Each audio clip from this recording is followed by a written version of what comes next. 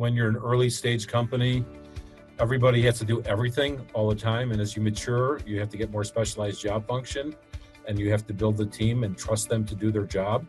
So that's really, really, really key. And even within a company, as you grow it, you still have to have that trust and those operational excellence. But even as you're doing this, you also have to have those pods that are more agile, where people have to do everything to get a new line, basically business line started, and always staying fresh. But I think the number one challenge as it's gotten bigger is it's kind of interesting because I'm a pretty straight shooter. I'm very transparent. My life is an open book. One of our core values is be authentic, be yourself. But I realize that when I'm communicating to the whole company or talking to people, every word counts. So the communication aspect and having super clear communication and not leading people down the wrong path and making sure that there's minimal room for misinterpretation, because there's always room for misinterpretation. That there's minimal room for interpretation is probably one of the harder things I have to do. Welcome to Grow Think Tank. This is the one and only place where you will get insight from the founders and the CEOs of the fastest growing privately held companies. I am the host. My name is Gene Hammett. I help leaders and their teams navigate the defining moments of their growth. Are you ready to grow? Growing your company is not something where there's just one thing that you've got to focus on. As a CEO or a leader of a company, you know that there's many aspects of growth. There's the team, there's the strategy, there's the customers, there's your partners. All of these things are necessary to come in alignment together. Today, we're going to talk about one of the pieces of the puzzle to create a fast growth company. We are talking to Mitch Greenwald. He is the founder CEO of Cloudbakers. They were a 6-time Inc. company. They made the list under 1,000 one of the first years. And then actually this past year on 2020, they were 1140. Now, what could someone like that that's run a company with that level of consistent growth share with you? Well, one of the things we talk about today is how important values are. We talk about the value-driven organization and what that means. How do you live these values? Well, how do you recruit, recognize, reward based on those values? And that's the core of today's message. If you think you've heard this before, maybe you have, but let me ask you this. Has it resonated to a point where you've actually said, we need to do a better job of living by the values so that we can actually grow the kind of company that we love working at and that we can attract the talent to come to? That's the real question. My name is Gene Hammett. I work with fast growth leaders. One of the things that I've created recently, I want you to get the best training available for you as a leader. If you go to genehammett.com/training, you can get the 3 mistakes that often leaders make that keep them from scaling their business. It's really about how do you create a team of A players. Just go to genehammett.com/training. Now here's the interview with Mitch. Mitch, how are you? I am doing great today. How are you doing? I'm excited to have you on the podcast. I'm doing great as well. I want to talk to you about growth and leadership. Before we dive into talking about those topics, tell us a little bit about Cloudbakers. Cloudbakers is a premier Google Cloud partner, as well as a Zoho partner, and we help enterprises migrate to the cloud. We do G Suite migrations, we do Google Cloud Platform migrations, as well as Zoho, leveraging the Zoho platform for CRM and all the other products that are associated with it. Generally work with companies that are 200 million to 2 billion in revenue, and we build data analytics solutions, application development, infrastructure, migrations and improvements, and have a bevy of happy clients, and we've been in business for 10 years now. Well, we were talking about this before we hit the recorder on. One of the things that you have done is you've made the Inc. list 6 times in a row. Most recently, the 2020 list came out just yesterday, I think. You were at 1140. Beyond the growth, what are you really proud of as a leader of this team? Well, it's been pretty interesting. I was reflecting with some friends the other day, and we just had our 10-year anniversary. And if you want to get a look behind the curtains at Cloudbakers, we posted a video about our 10-year anniversary, kind of a retrospective. And one of the things that when I was going with the company, and COVID changes everything about your culture, basically, how you connect. And before we had a 10-year anniversary celebration virtually, and before I showed the video, I said, okay, I know that there's a lot of gamblers out there. What's the over under on that if I'm going to cry? And they all go, "Oh, we're not taking that bet." And and I've just been really, I'm really proud of the team that we built, the partnerships, the happy clients. And basically, when I was sitting with these friends the other day, they go, "Yeah, I remember when you told us you were leaving your job, the job that most of the world would want as a CIO of a fairly significant company in Chicago, and leaving your job to go off and do something that they never even heard of before." And they all thought I was freaking crazy. And 10 years later, we have over 700 clients, and just about every state in the union, a few countries, top partner with Google, top with Zoho, and still having fun doing it too. I enjoy my job almost every single minute of every single day. Well, I think that a lot of leaders that are listening in here can relate to the story, but they also probably know there's some room for improvement on how much they enjoy their job. I've got to ask you, you a founder and a CEO of the company, so you've continued to stay with us, building your team. Your team is about 85 employees, is that right? Yep. And growing. Changing fast. But I wanted to ask you, what is the biggest struggle that you had to wrestle with yourself going from a founder mentality to being a true CEO for your team? So there's a number of struggles. First of all, the big one is when you're an early stage company, everybody has to do everything all the time, and as you mature, you have to get more specialized job function, and you have to build the team and trust them to do their job. So that's really, really, really key. And even within a company, as you grow it, you still have to have that trust and those operational excellence. But even as you're doing this, you also have to have those pods that are more agile, where people have to do everything to get a new line, basically business line started, and always staying fresh. But I think the number one challenge as it's gotten bigger is it's kind of interesting because I'm a pretty straight shooter. I'm very transparent.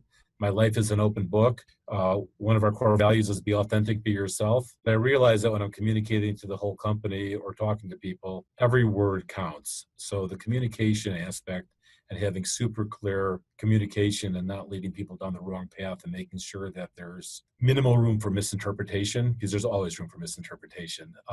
That there's minimal room for interpretation is probably one of the harder things I have to do, because I want to be myself, which is one of our core values, be authentic, be yourself, but I also want to communicate the things, but I don't want it to be miscommunicated too, which is very important. Well, I'm glad you walked us through that and shared a little bit of the background from your own journey. I asked you a big question before we hit the recorder here, and it was this, what are the most important aspects of this company growth?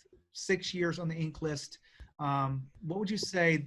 I know you said there wasn't just one thing, but you said there were a few things. What were those few things? So one of the things, so we're a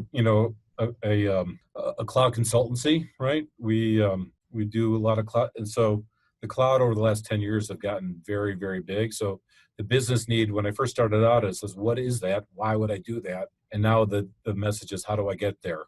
And so the business need has been great. We also have great partners in Google Cloud as well as Zoho, really important, and built a great team. So we have a team that has been a nice combination of youth and maturity, basically, and that meshes well together, really, really important. Have great clients, the most important, the best business driver is having clients that really appreciate what you've done for them and making them look like rock stars along the way too. And actually when COVID hit, I can't tell you how many of our clients said, I'm so glad, we work with you and we implemented that solution, because I've looked like a superhero during this crisis, because we were able to, work remotely without missing a beat, basically. And then the last thing is being a value-driven company, that we're really based on our core values, moving forward with our values, and we live and breathe and make business decisions, hiring decisions. We reward based on them. We reinforce them every day, and we make sure that we live by them. If you happen to be listening to this on YouTube, I'd love for you to do one thing for me. Hit the subscribe button. If you want to continue to get content like being a better leader, creating a values-driven organization, or anything that relates to growing your company, you want to stay connected to Grow Think Tank. You can hit the thumbs up, you can subscribe, you can even hit the bell notification button to make sure you don't miss an episode of Grow Think Tank. Do it now. I've talked a lot about the values of organizations. We don't go into the business strategy, so we're not going to go into that. But the values are something I think a lot of people can learn from, because what you've seen from your work as a leader here, Mitch, is that values are not something that you do once and kind of put them on the shelf or put them on the wall. In a virtual world, it doesn't matter if they're on the wall, right? Yeah, right, exactly. Unless they're showing behind you in the video. Right. But what you did say is we live by them every day. We reinforce by them. We recognize. So let's walk through and unpack some of those things. Let's start with the recruiting. What do you do to hire the right people based on the values of the organization? So as everyone on my team knows, and I interview just about everyone that starts at Cloudbakers, even if it's for 15 minutes or 20 minutes, because I think it's important to have that human touch, is I always say that it's important to, that the interview is a two-way street, that you feel comfortable with working with us as much as us working with you, because that's the only way we get a productive, fruitful, happy working environment that both sides could be, really be themselves. Because if you have the third voice going off in your head and you're not able to say that, it's not a good thing. So we want you to interview us back as well as us interviewing you. And that really is all about the, one of our core values is be authentic, be yourself. Another thing during recruiting, one of our core values is coach and be coached. So we want to know, situations where you've actually coached somebody, and actually a situation where where you've been coached also, and how you've reacted to that, right? So somebody could be coached but not take action on it, and the coaching has to always be done with something that's actionable and something that's positive too. There's a certain way that you have to do coaching to make it work effectively. The asking people about when they've succeeded, also when they haven't succeeded, and what they've done when they haven't succeeded. So learning from your failures is, one of a saying that we quite often said, it's really easy to, and we believe in partnerships quite a bit with, like with Google and Zoho, and even with our clients and our team too. And we quite often say it's easy to be a good partner when things are going well. The test of a true partner is when things aren't going well. So what you learn from that, how you learn from that, how you focus on the solution and going forward, really, really important. And that really goes right into our core values of integrity and accountability. It's okay to fail, but fix it basically. Lifelong learner, what do you learn from that? And being solution focused is how do you move forward? So very, very important. So we recruit for that.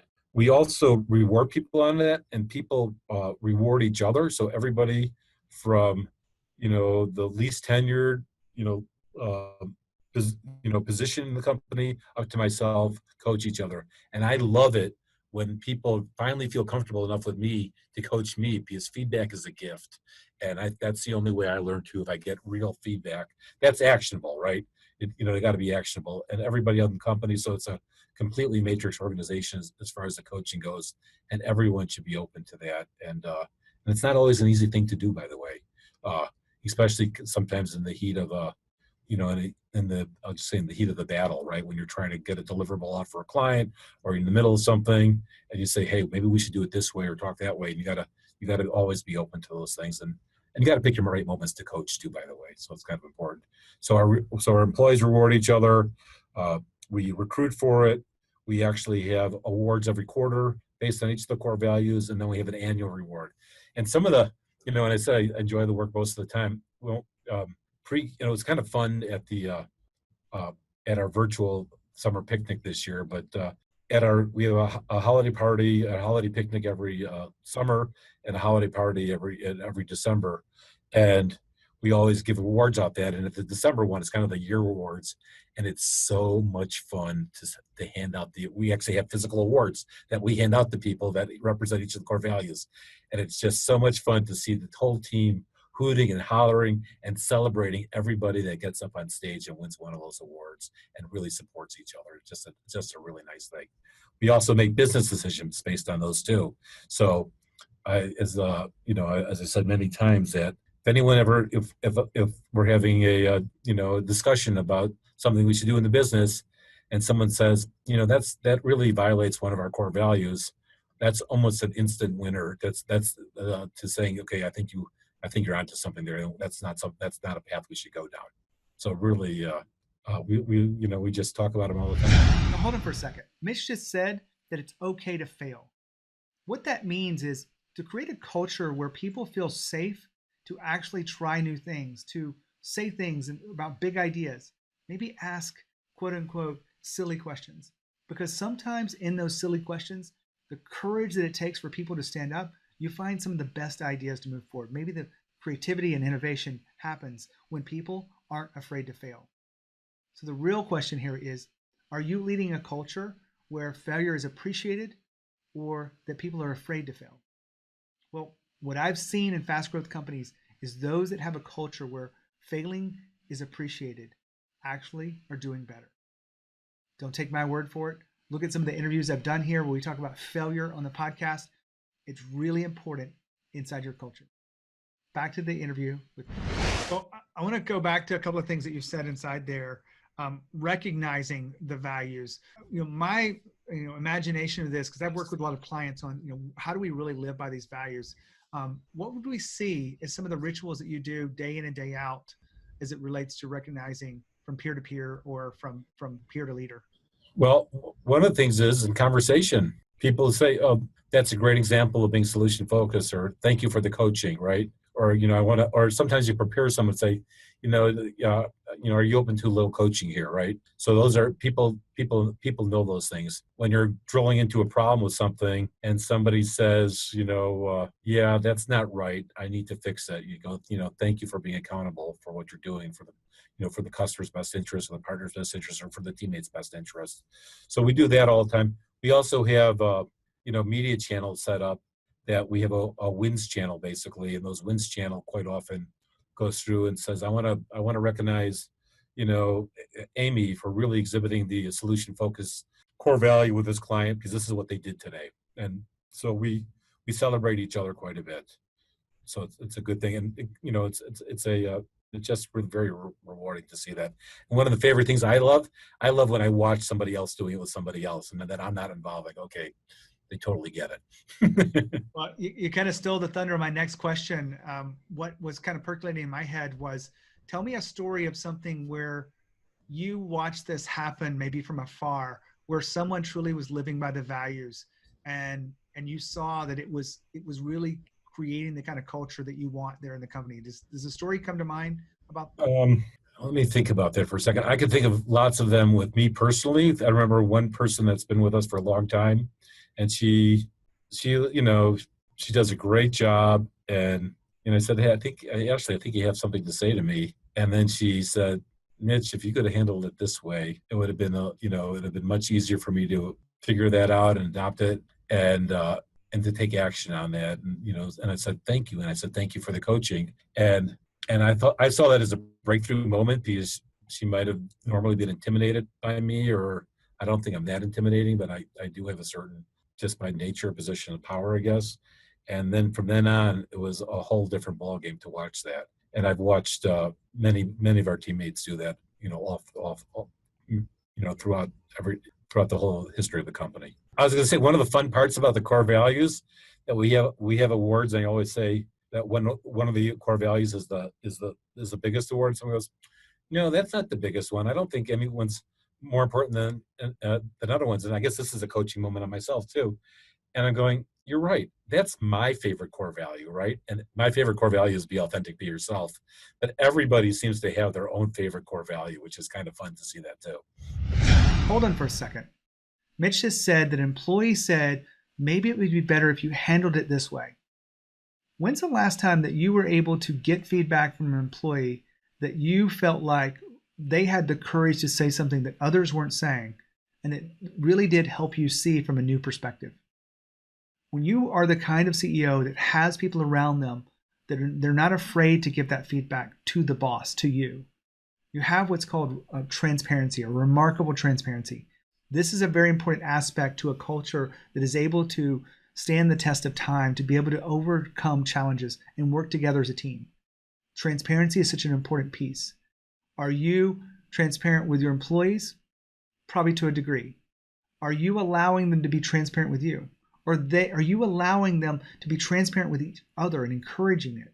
That is the critical factors of having a transparent culture, and it really does help you create the kind of place where people love to come to work and they love to give their all. Back to Mitch. Absolutely. I want to ask you, you mentioned coaching quite a few times, and I get asked this a lot from leaders, even my clients going, how do I improve as a coach? Are you giving specific training around how to truly coach people? Because a lot of people misinterpret what that is inside of leadership.